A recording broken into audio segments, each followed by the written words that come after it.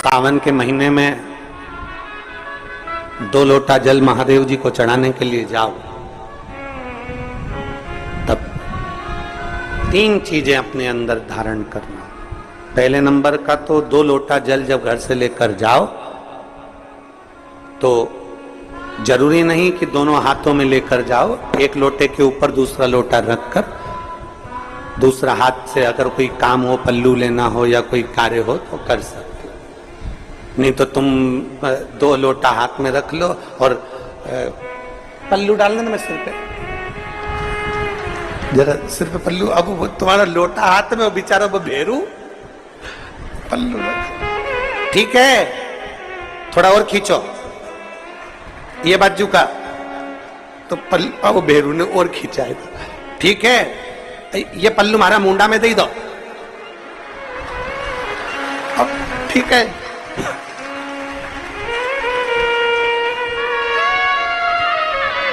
और थोड़ी दूर चली और याद आ गया, ओ बाप, इतने में भेरू ने कहा क्या हो गया, क्या हुआ? वो हमारे फूल माला की पन्नी तो वहीं रह गई, जरा उठाओ उठाओ जरा,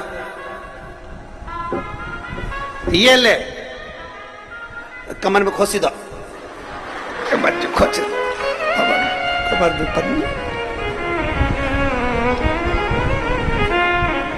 और कैलाश पर्वत पे जाके रहूंगी, भोले को अपना। अब पति भी के अच्छा शंकर हुआ और अच्छा जल हुआ। निवेदन है, अगर 2 लोटा हाथ में ना तो एक के ऊपर एक लोटा रखकर भगवान की भक्ति धारण करते हुए 3 चीजों में एक चीज जल 2 लोटा, दूसरा श्री शिवाय नमस्तुभ्यम का जाप पूरे सावन के महीने में से कम 5 दिन ऐसे निकालना कि बेलपत्री के पेड़ की छांव में बैठकर हम श्री शिवाय नमस्तुभ्यम की कम से कम 1 माला जरूर कर ले, जरूर। और मान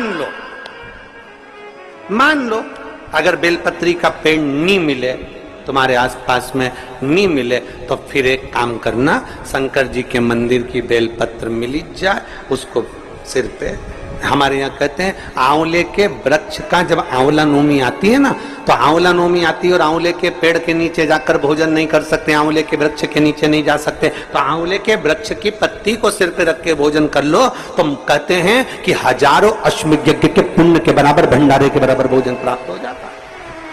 आंवले के वृक्ष की पत्ती, तो वो बेलपत्र भी मस्तक पर बाबा को प्रणाम कर कर फिर वही बेलपत्र का आनंद करते हुए भाव से उस बेलपत्र को मात्र शीश से लगाई लिया ना, मस्तक पर चढ़ाई लिया ना, तो भी भगवान की विरल भक्ति प्राप्त हो सकती अभी।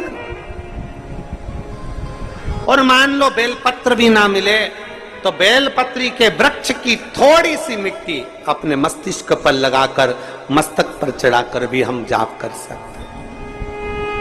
बेलपत्र के वृक्ष की मट्टी का भी चंदन हम लगा सकते।